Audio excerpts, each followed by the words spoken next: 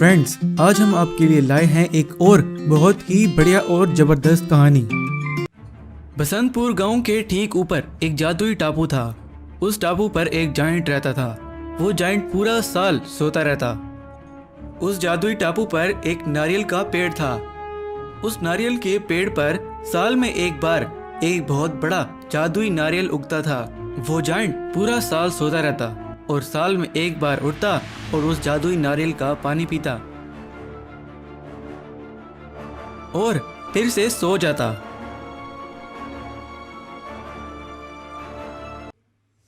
बसंतपुर गांव में एक आदमी रहता था। उसका नाम मनीष। मनीष एक आविष्कारक था।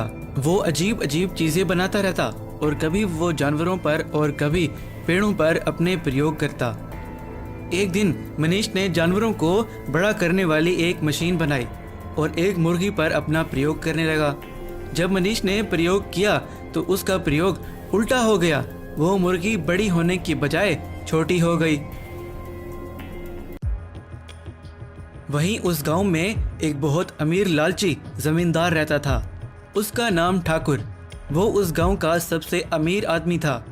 ठाकुर ने अपने घर में शेर भी पाले हुए थे। ठाकुर जब भी कहीं जाता अपने उन शेरों को साथ लेकर जाता। ठाकुर की उस गांव के पास एक बहुत बड़ी जमीन थी। वो वहां पर नारियल उगाया करता और उन नारियल को एक लोरी में भरकर गांव में ले आता और उन्हें महंगे दाम में बेचता। एक दिन मनीष का दोस्त मनीष के पास आया और मनीष से बोला, मनीष, मुझे उड़ने वाली साइकिल का आइडिया आया है। क्या तुम वो साइकिल मेरे लिए बना कर दे सकते हो? तुम्हें मैं उसका 1 लाख दूंगा अगर तुम मुझे वो उड़ने वाली साइकिल बना कर दोगे। उसकी बात सुनकर मनीष बोला, हाँ, मैं तुम्हें वो उड़ने वाली साइकिल बना दूंगा। मुझे 1 महीना लगेगा वो साइकिल बनाने में। तुम 1 महीने बाद आ जाना और अपने उड़ने वाली साइकिल ले जाना। मनीष ने वो उड़ने वाली साइकिल 1 महीने से भी पहले बना ली। तो मनीष वो साइकिल बना के सोचने लगा, मैंने ये साइकिल इतने जल्दी बना ली, लेकिन मैं अभी उसे नहीं बताना चाहता। इसे मैं खुद इस्तेमाल करता हूँ और जब वो 1 महीने बाद आएगा तब की तब देखी जाएगी। मैं अभी इसे उड़ाता हूँ। तो मनीष उस साइकिल को उड़ाने लगता है। मनीष उस साइकिल को उड़ाते उड़ाते आसमान में ऊपर ले आता है तो उसे वो हवा में उड़ता हुआ एक जादुई टापू दिखाई देता है। तो उसे देखकर मनीष सोचने लगता है, अरे ये कैसे हो सकता है? इतना बड़ा टापू ये हवा में कैसे उड़ सकता है? इस टापू पर जाकर देखता हूँ, इस टापू पर क्या है। तो मनीष उस जादुई टापू पर चला जाता है। तो वो देखता है कि उस टापू पर एक नारियल का पेड़ है और उस पेड़ पर एक बहुत बड़ा नारियल लगा हुआ है। तो ये देखकर मनीष सोचता है, मैंने इस जादुई टापू को खोजा है। अब ये बड़ा नारियल भी मेरा है। मैं इसे चुराकर अपने गांव ले जाऊंगा और सबको बताऊंगा कि ये नारियल मैंने अपने प्रयोग से बनाया है। अब मैं यहाँ एक हेलीकॉप्टर ले आता हूँ और बड़े नारियल को यहाँ से चुरा कर ले जाता हूँ। मनीष एक हेलीकॉप्टर की मदद से वो बड़ा नारियल चुरा कर अपने घर में ले आता है। मनीष ने उस बड़े नारियल को अपने घर में रख दिया और उस नारियल को देखने के लिए टिकट लगा दी। जो भी गांव वाला उस नारियल को देखने आता तो मनीष उससे पैसे लेता। और वहां जमींदार ठाकुर के एक गुंडे ने उस बड़े नारियल के बारे में ठाकुर को बताया। तो ठाकुर बोला, वो बड़ा नारियल उस मनीष के पास कैसे आया? मुझे वो बड़ा नारियल किसी भी कीमत में चाहिए। मैं अभी जाता हूँ मनीष के घर और उससे वो नारियल छीनता हूँ। तो ठाकुर अपने शेरों के साथ मनीष के घर पहुँच गया और बोला, ए मनीष, ये नारियल मुझे दे दो, वरना ये मेरे शेर देख रहे हो, ये मैं तुम पर छोड़ दूंगा और ये तुम्हें कच्चा खा जाएंगे। ठाकुर की बात सुनकर मनीष बोला, मैं नहीं दूंगा, जो करना है कर लो, ये नारियल मेरा है। वहाँ नीचे मनीष की जानवरों को छोटा करने वाली मशीन पड़ी होती है। तो मनीष उस मशीन को उठा लेता है और ठाकुर के शेरों पर चला देता है। वहीं ठाकुर के शेर छोटे हो जाते हैं। ये देखकर ठाकुर बहुत डर जाता है और वहां से भाग जाता है। वहां उस जादुई टापू पर रहने वाला वो जाइंट नींद से जाग जाता है और उस नारियल के पेड़ की तरफ जाने लगता है। जब उसको वहां उस पेड़ पर वो नारियल नहीं दिखता तो वो जाइंट बहुत गुस्से में आ जाता है और वो जाइंट अपने नारियल को ढूंढने के लिए नीचे बसंतपुर गांव में चला जाता है। वो जाइंट गांव में घूमते घूमते मनीष के घर के पास आने लगता है तो मनीष उस जाइंट को देखकर सोचता है, ये जाइंट वो बड़े नारियल के लिए यहाँ आया होगा। अब इस जाइंट को भी मजा चखाता हूँ। अब मैं इसे भी छोटा कर दूंगा। और वो जाइंट मनीष के घर तक आ जाता है। मनीष अपनी वो जानवरों को छोटा करने वाली मशीन इस्तेमाल करने लगता है, लेकिन उसकी वो मशीन उस जाइंट पर काम नहीं करती और वो भूखा जाइंट मनीष को और उसके बड़े नारियल को उठाकर हवा में उड़ जाता है। Magical money tree and magical cow. उस गांव का नाम गंगीपुर था। वहां पर एक गाय आ गई और गांव में घूमने लगी। उस गांव में 2 चरवाहे रहते थे। एक का नाम वीर। वीर गरीब था लेकिन जानवरों से प्यार करता।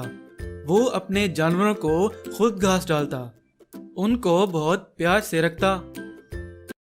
और दूसरे चरवाहे का नाम राज। राज बहुत चालाक और लालची था। वो किसी की बात नहीं मानता। राज ने अपनी चालाकी से एक बड़ा घर भी बना लिया और वीर अभी भी अपने छोटे से घर में रहता है। वो गाय गांव के एक चौपाल के साथ आकर गिर गई। जब भी कोई इंसान उस चौपाल के करीब से गुजरता तो वो गाय आवाज निकालती, मगर कोई नहीं रुकता। जब राज वहां से उस चौपाल के करीब से गुजर रहा था तो वो गाय आवाज लगाने लगी। तो राज बोला, अरे अब तुम्हारी मदद क्यों करूं भला? मरती हो तो मर जाओ, वैसे भी तुम मरने वाली हो, मुझे कौन सा फायदा दोगी? मैं तुम्हारी मदद क्यों करूं? वो ये कहकर वहां से चला गया। उसी दिन वीर का बेटा खेलते खेलते गिर गया। उसे वो हॉस्पिटल ले गया तो डॉक्टर बोला, इसके इलाज में 10 लाख लगेंगे। जल्द से जल्द 10 लाख का इंतजाम करो वरना बच्चे की जान जा सकती है। वीर दुखी होकर जा रहा था तो रास्ते में उस चौपाल के साथ गिरी हुई वो गाय दिखी। वीर उस गाय की आवाज सुनकर भागते हुए गया और वीर बोला, अरे ये क्या हो गया तुम्हें? तुम्हें अपने घर ले चलता हूँ और तुम्हारा इलाज करता हूँ। वहीं पर वो गाय ठीक होकर खड़ी हो जाती है जैसे उसे कुछ हुआ ही ना हो और वो बोलने लगती है और वीर से कहती है, ये एक परीक्षा थी, तुम इसमें पास हो गए। तुम जानवरों से प्यार करते हो, ये तुमने साबित कर दिया। मुझे पता है तुम्हारा बेटा बीमार है और तुम्हें पैसों की ज़रूरत है। मेरे साथ चलो, मैं तुम्हें एक जादुई पेड़ के पास ले जाती हूँ। उस पेड़ के ऊपर पैसे उगते हैं। ये सब राज सुन लेता है।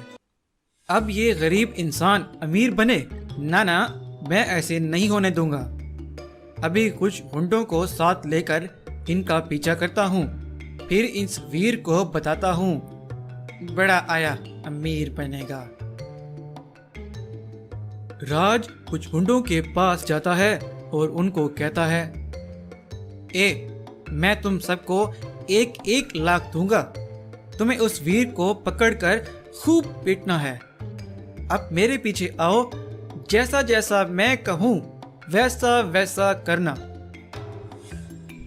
राज उन गुंडों को लेकर जंगल में एक बड़े पत्थर के पीछे छुप जाता है और उन गुंडों को एक प्लान बताता है। वीर और गाय जंगल में पहुंच जाते हैं और उस मायावी पेड़ के पास पहुंचने ही वाले होते हैं तो उस बड़े पत्थर के पीछे से राज निकलता है। वो वीर के सामने खड़ा हो जाता है उन गुंडों को लेकर और कहता है, तुम्हें अमीर होने का बहुत शौक है ना? मुझसे ज्यादा अमीर होना चाहते हो तुम? अब मैं बताता हूँ तुम्हें अमीर कैसे होते हैं। तो वीर बोला, मुझे अमीर नहीं होना, मुझे बस अपने बेटे का इलाज करवाना है। वो बहुत बीमार है, उसके इलाज के लिए पैसों की ज़रूरत है। उसी के लिए ये जादुई गाय मेरी मदद कर रही है।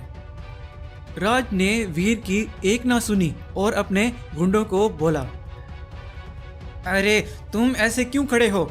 मैंने तुम्हें ऐसे खड़े होने के लिए बुलाया है। जाओ मारो इसे। और वो गुंडे उसे मारने के लिए आगे बढ़ते हैं तो वो गाय अपनी शक्ति से गुंडों और राज को बकरियों में बदल देती है। ये देखकर वीर उस गाय से बोला, तुमने इन सबको बकरियां बना दिया। मुझे लगा था कि तुम सिर्फ बोल सकती हो, लेकिन तुम्हारे पास तो शक्तियां हैं। वो गाय बोली, मैं एक मायावी गाय हूँ, मेरे पास बहुत सी शक्तियाँ हैं। जिस जादुई पेड़ के पास हम जा रहे हैं वो सब पेड़ों का राजा है। वो पहले तुम्हारी एक परीक्षा लेगा, अगर तुम उसमें पास हो गए तो वो तुम्हारी मदद करेगा। आओ मैं तुम्हें उस पेड़ के पास ले चलती हूँ। वो गाय और वीर उस पेड़ के पास पहुंच जाते हैं तो वो पेड़ बोलने लगता है, बताओ मैं तुम्हारी क्या मदद कर सकता हूँ? मुझे मेरे बेटे के इलाज के लिए पैसों की ज़रूरत है। अगर आप मदद कर दें तो मेरा बेटा ठीक हो सकता है। तो पेड़ बोला, तुम मुझे पानी डालो, तुम जितना पानी डालोगे मेरे ऊपर उतने पैसे उगेंगे। वीर उस पेड़ में पानी डालता है तो उस पेड़ पर बहुत सारे